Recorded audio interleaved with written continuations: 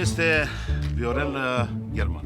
Domnul Mocanu e unul dintre candidații la Parlamentul Europei aici la Bihor. De ce să mereți pe la hotelul? Noi am făcut armata împreună la Brașov.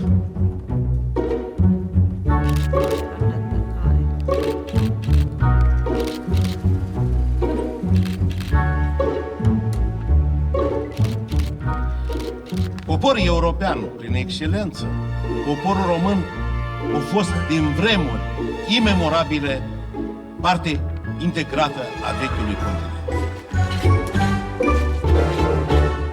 Alegătorii noștri trebuie să decidă pe cine vor trimite în Parlamentul European.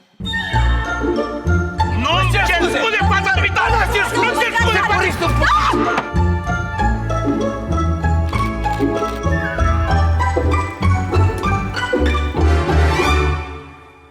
Asta este viața mea. Ai înțeles? Nu e nicio nebunie aici.